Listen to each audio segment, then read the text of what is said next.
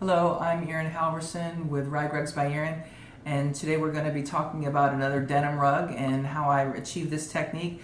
I'm actually going to just be talking about this rug, going into a few details, and then I'm going to be attaching another video that I've made in the past that shows this technique, but not with denim. But I wanted to go over the particulars of this one.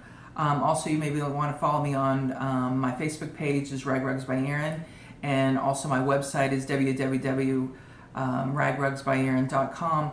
I have just recently organized my videos there from YouTube. They're all still free to you, and it just is a lot more organized. YouTube doesn't allow me to organize it as concisely as I'd like, and it makes it more challenging for you to maneuver. So you can go to my website or continue to go to YouTube, and it will be a little more organized actually on my website for you. So let's go ahead and jump right in. This denim rug, we've done a couple other denim rugs, and I just wanted to show you what I did differently with this one, and thought maybe some of you would like to try to achieve something with denim. I know there's a lot of love for denim out there, but we've been doing a lot of plain stuff with denim. This has got several different types of denim in here. The first one was a thicker one. I do not have any recycled jeans in here because that requires actually hunting them down, and I saved some and then didn't use them and then donated them to something else. So you can still use your own jeans and recycle, and that would be fine. I did these with 1-inch strips, and we rotor cutted these all these strips. And if you can look at my sheet yarn playlist, there goes into detail of using the rotor cutter and to cut it in one long strip and that type of thing. That would be very helpful to you if you don't know how to do that. Then when I switched over to a thinner denim, this was all donated material. Everything I've gotten, actually I might have bought one a long time ago, but I had some recently donated from an estate that was closed out, and I went to making inch strips again because denim is hard to work with, so you don't want to make it too thick. I used a 22 hook to make this rug. I would suggest nothing probably less than a 20, maybe up to a 23, and if you wanted to do wider, you could go to like my 25 hook that I sell on my website. I sell this 22, and I sell those different sizes at different times from reclaimed wood as well.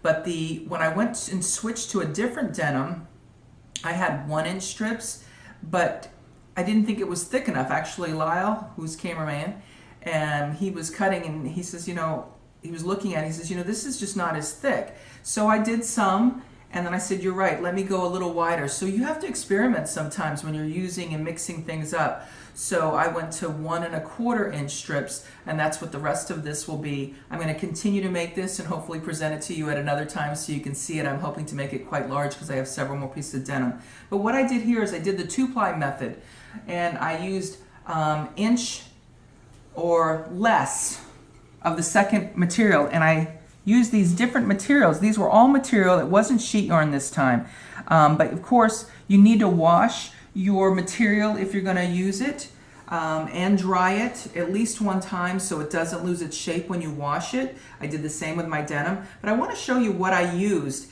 and some different things. These were all donated to me as well, and these, if you can see the hole here in these were samples that were in a sample book.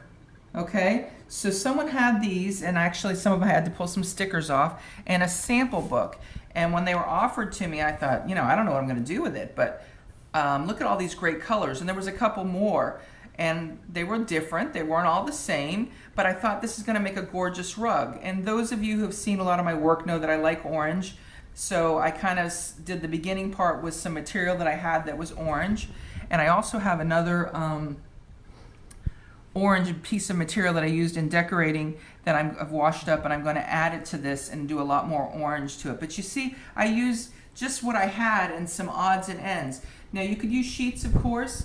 I don't know about t-shirts, you might be able to, but when you got something that's stretchy with something that isn't quite as stretchy, sometimes can pose a problem. And I even used a shirt that I wasn't using anymore. I've cut that up, and this is what I've got going on in here. So I'm going to attach how to do the 2-ply, but I wanted you to see with the denim how it played out and what sizes to use. I get a lot of questions about denim and how thick to do. I wouldn't make it too much bigger than 2 inches, And most of the times 1 inch would be more preferable in that situation as far as what you can handle with a hook. Because if you don't have a big enough hook, you're just going to really struggle with using denim. But look how gorgeous and how much it punched up the denim instead of just having it solid by adding something to it. And so I just think it's gorgeous, and I know this isn't a real big video as far as teaching lots of new stuff, but a lot of you have a lot of questions about different techniques. And my next video I'm going to tape in just a few minutes. I've got a new technique that someone else taught me, and I think it's pretty cool, and I think it will make your sheet yarn situation better for many of you. So tune into my next video as well, and subscribe and like, and I'll see you next time.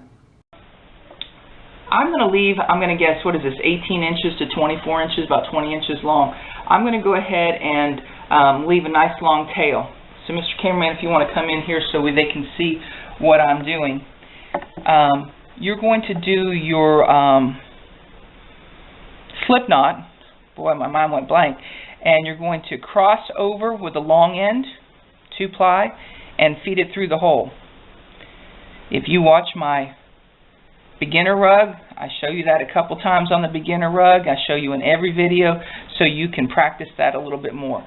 Also, one of my latest videos, I'm doing a new technique on how to hide the tail. So we're going to go ahead and hide the tail. I used to have you, and if this is better for you, I used to have you hold the short end in your hand like this and then start your chain stitch.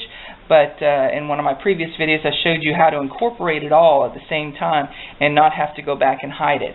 So we're going to go ahead and do that. But the trick is not to make this too tight, because you've got to get through the initial chain stitch more than once.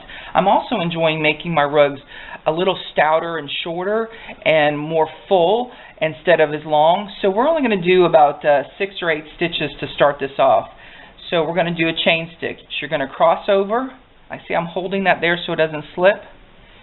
And then I'm going to pull this through. There's 1 chain stitch. And see here, I'm using that throat. Cross over and pull it through. 2, 3. Okay, now see, I can't get all that. Don't worry about it. Just do what you can, and then at the very end, you'll trim that out. 4,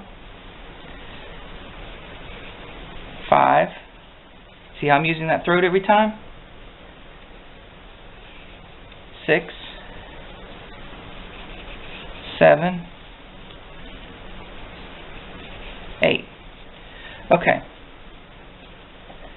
So this is right here, this little stub here is where the tail is, so don't fret about that. We'll get it at the very end.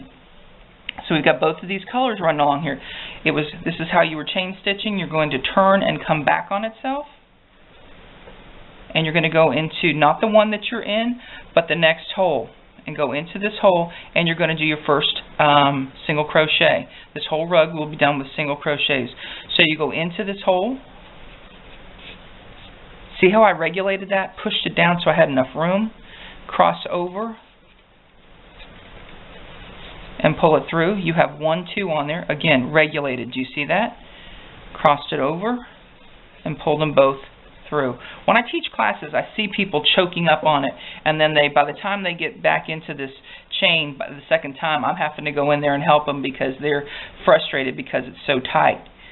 Okay, so you're going to go into the next hole, and I did it loose, and see, I'm still pushing it in. You're going to grab both of them. Got 2 on there, cross over, and pull them both off. I do it more detailed on that beginner rug. The next hole is right there. You're going to push in there, push it down, grab the material, pull both of them off. See, there's that tail, don't worry about it. Put it in, we've crossed over, grab the material, got both of them on there, cross over again and pull them both off. This is not near as detailed as the original, so I'm just going to move on and let you watch it there so I can get on to some of you people have been so wonderful and watch. I know you watch so many of my videos. Some of you say you watch all of them, so I want to move it along a little bit. You're just single crocheting the whole thing other than the initial chain stitch that you started with. You can of course start with any.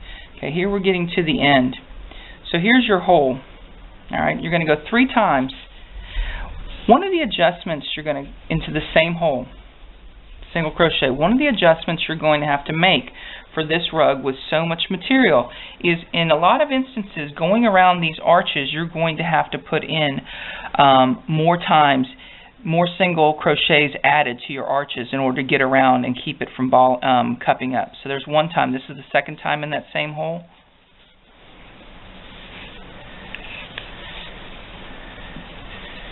And here's the third time. So you're going to have to do more stitches to get around this arch as you go, and I want to show you a little bit of that. So I'm going to just kind of tool along here, and you're going to come right back up, go into the holes, and do exactly what you did on that side. I want to show you on the other end and get through this one ball and how I add and how things progress and how the colors just start popping. I probably will stop periodically and move it along and then come back so you can watch. Something you have to be careful is that you don't lose one of these, which I do occasionally, drop one and then it's just sitting out there and I'm working single strand, or all of a sudden you run out of the second color. I have really enjoyed making this 2-ply rug. It's a totally different creation for me, which is really exciting. And the next rug I'm going to be showing you is the one that I had participation. I asked for participation and people sent in sheet yarn. And I'm going to show that as be my next video. I'm working on my second rug for that, so you'll get to see that. So here we are to the end here. So I'm going one time in here. Now, depending on your sheet yarn of how you're going to do this,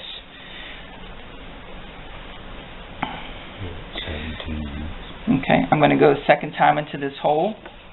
Usually I do 4 stitches, 2 here and then 2 in another spot. Sometimes I have to do 5 with this technique.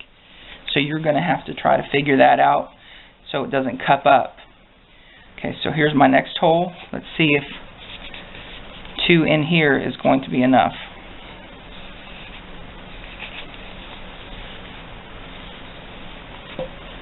See how that was kind of looking like a jelly bean almost. So it is going to work with this one. I did work another rug, one of those rugs. I had to do more stitches to come around this.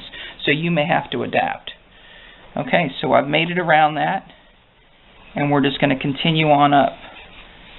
I'm going to try to move along a little quicker so we can get this ball done. And I can show you and talk about that.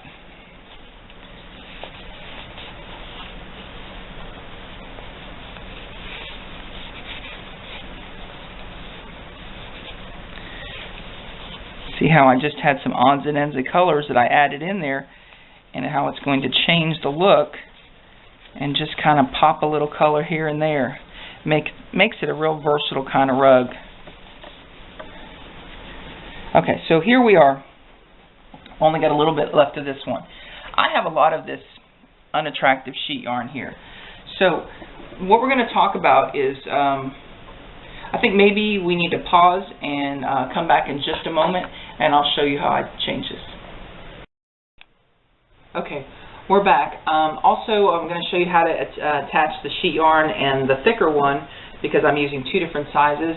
But I would suggest I'm going to also have in the corner, there'll be the white little thing come up there, and also in the description, sheet yarn tips.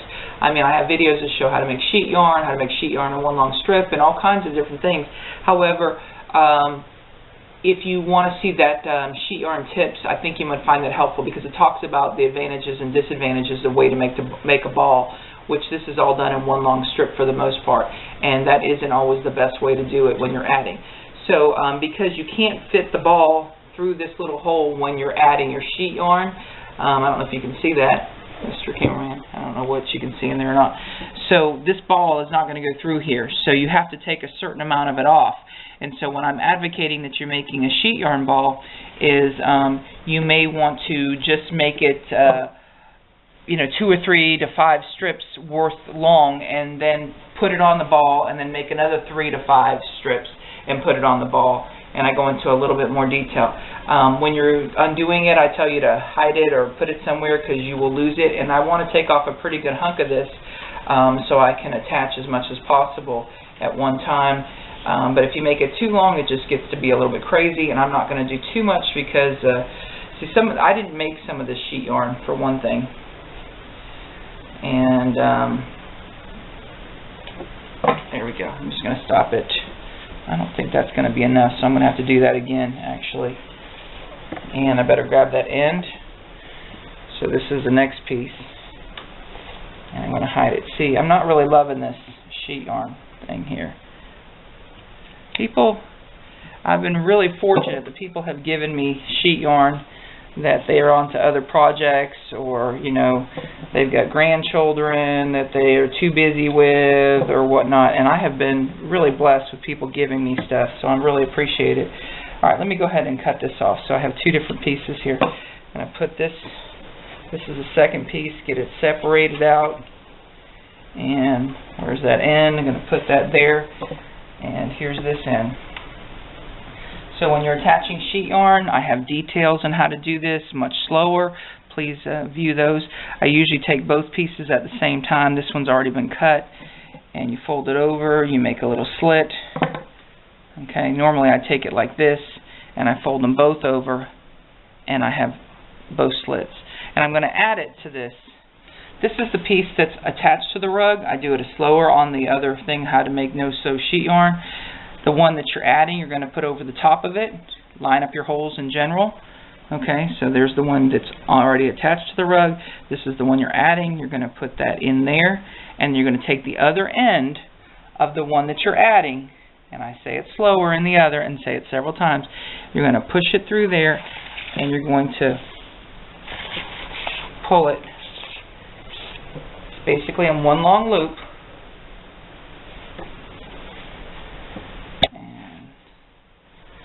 Place on that sheet yarn that was, I'm not sure what actually happened there, but we're going to go ahead and take that off. I really enjoy teaching classes one-on-one, or not one-on-one, but in groups, because it's all the different personalities when I'm teaching a class, and some people are just so worried about certain things, and they're not relaxed, and other people are just, okay, this is just fun, and it really cracks me up. It's just like being in with the classroom. You've got all these different little personalities, but now they're grown-ups, and they're all in particular different, and I enjoy seeing how they approach it, and some fret, and some just relax and enjoy the experience, and I'm hoping you can be someone that can enjoy it. And I usually make a little fun of someone and tell them they're just too tight, they need to relax, and it becomes a little bit of a joke when I teach a class. So anyways, maybe I'll get to teach a class with you in it someday. Alright, so here we go. We're going to go ahead and continue. I've got both strips here. Coming to the end of it, I go into the hole and continue with my single crochet.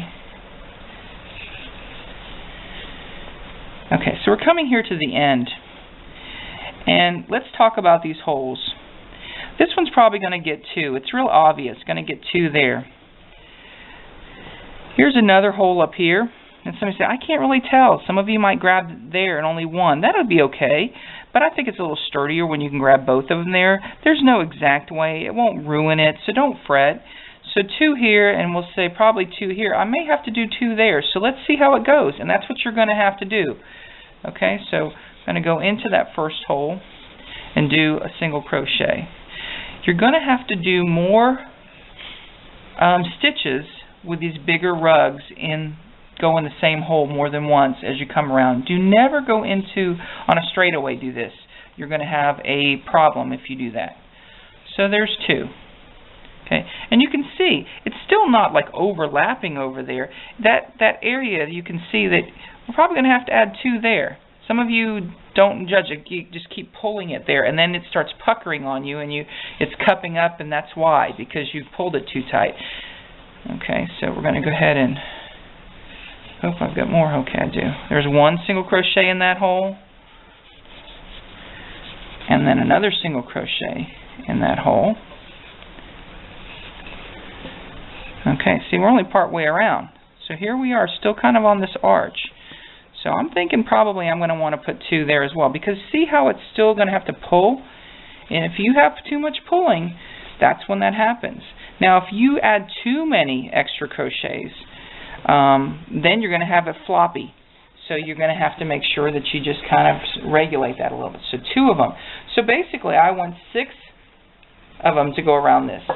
I wouldn't necessarily always do that with a single ply. I would just have to do it based upon it. So this one took 6. Okay, so I'm going to go quickly down. I'm going to have Mr. Cameraman shut off for a second, and he'll join me on the other end. Okay, so Mr. Cameraman, you're going to need to come on in and see this. One of the things here, I'm going to go around this and show you how many I have to use. You're going to have to just gauge it yourself when you do it. But this is almost cupping. See, if I let it go, it would cup up like this. It probably could have done another stitch, but there really wasn't room for another stitch. So when this happens, you can correct when you're coming around the second time. You can't let this go on and on and on. Same with if it's a little bit loose, by not adding so much the next time. But some of you will tell me, and it's up like this, and you're 7 rows into it, there's nothing to be done at that point but to pull it out. But if you're just at the beginning stages of this and you can pay attention, you can take care of this. So I want to talk about that, and then I want to show you how we're going to add some extra stitches. 2 here, 2 here, 2 here, and 2 here probably. So let's see if that's going to be enough. And then I want to show you the colors and how this is pulling together, and then I want to show you what I'm going to add next. I'm not necessarily going to add it, but I'm going to probably show you so you can get an idea. So there's 2 going into this hole. And see, look at me, I'm even struggling. But if you did not have this big hook to do this, this would be probably not feasible for just a standard 16 millimeter hook. So we're going to the second hole twice. It would be too difficult. And then also, I've seen inexpensive hooks that people have ordered from out of the country that are maybe close to this size. I don't think they're this size, but they're almost this size. But they're only 6 inches long. Can you imagine trying to do this with your hand? 2 inches shorter. Look at me trying to use that whole thing. Okay, so then here's another one. We're going to go 2 in here.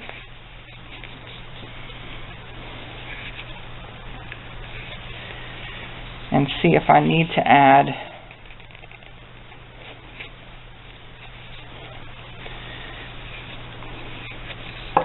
okay, see how I'm, analyzing my rug.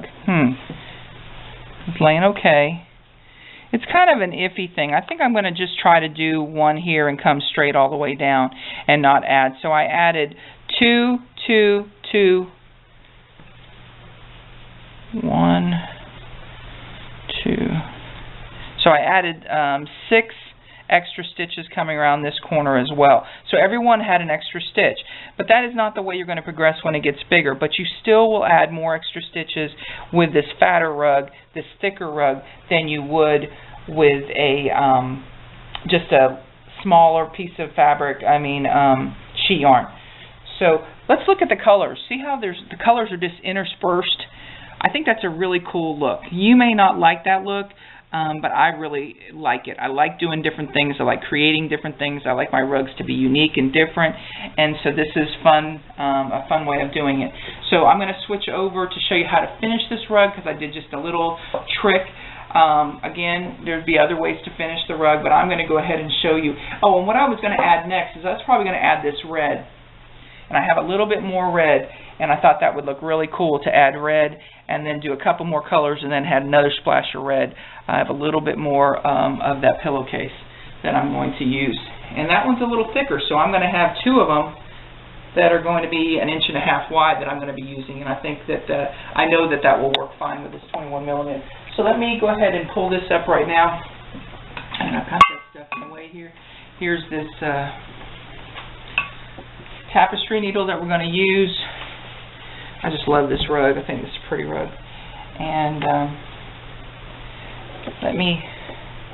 I try to end, I don't always do it, I try to end my rugs on the arch. I feel like it hides it better. It doesn't always work out that way, but that's what I try to do. That's my goal. So because it's a thick rug, it is a little bit more tricky, in my opinion, to blend it. So let's go ahead and do a couple more stitches in here. Got the 2-ply going on here, coming off this arch a little bit more. What I'm actually going to do is I'm going to, see, I get strings too on mine. People write that all the time to me. You don't have strings on yours. Yours look perfect. Believe you me, mine are definitely not perfect. They're just different than yours. I see some of you send some incredible things. Did you see that? I took the long end and fed it through the short end. So I'm going to finish out this color. So, and I only have to hide one piece. So I took the short end and I took the long end and fed it through that hole. Okay? And then we only have to finish it there. So, I'm trying to decide if I'm going to just do another.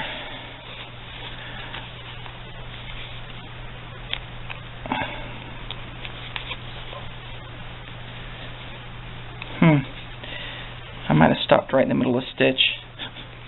That's what I did. Okay, I had too many things going on there. So I'm just continuing on around this.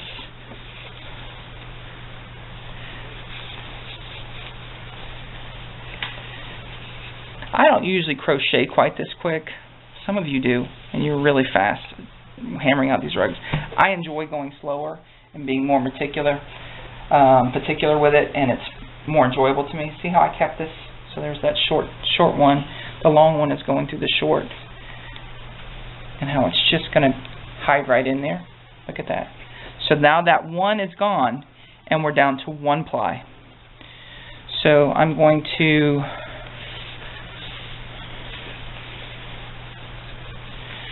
do one here.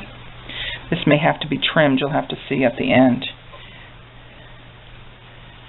Okay. Sometimes I like to go to a smaller hook. I'm not going to want to have to feed this through, so I'm going to want to do another stitch of this because I don't like it where it's joined to have to feed it through. So I'm going to do one more stitch.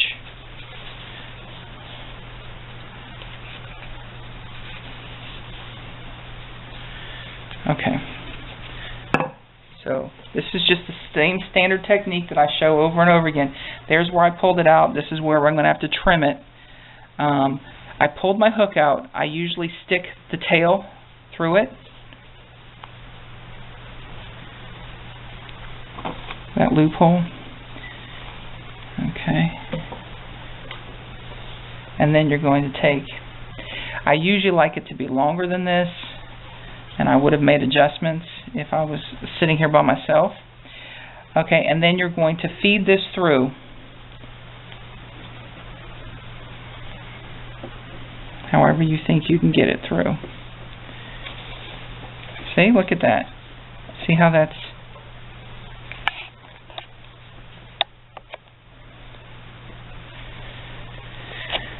What I like to do, I hope this is going to be long enough, I feed it through one way in the direction that it's going so it doesn't pull back and buckle. Okay, so you feed it through wherever the color is still working. That's why I like it to have at least 2 rows of the color that I'm ending in. It doesn't always work out that way. Sometimes it's 1 or it's not any. It's just because it's easier to hide it in the same color that you're working in. I'm going to go a tad more, and then I'm going to come down into this other row because I like to feed it back because it's going the opposite direction. If you haven't seen this before, you're going to want to watch it. A lot of you have seen it before, show how to finish a rag rug. I have that video, but a lot of times I show on my videos too. It depends on which one I'm doing. I have over 80 videos. They're organized by playlists. I have information and help videos. That's a whole playlist that has 20-something videos on it. It's very helpful, giving you all kinds of information, anything you're struggling with. And you can ask questions, and I try to just direct you to a video that I've already done. Sometimes I don't have one and I have to tell you something, but I'm not equipped to give total self-instructions.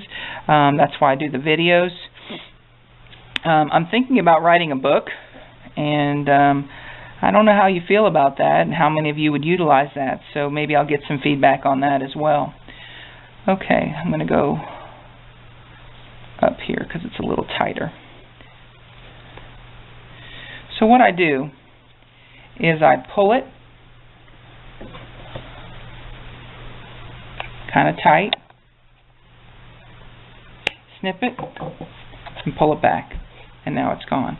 Now you're going to have to trim this off because it was a long end, and you might want to tuck it in there a little bit. And so there you have it. This is your 2-ply rug. I hope you learned some things and gave you plenty of ideas.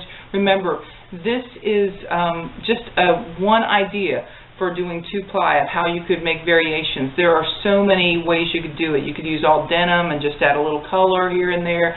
You could use a dark color with just some accents of other colors.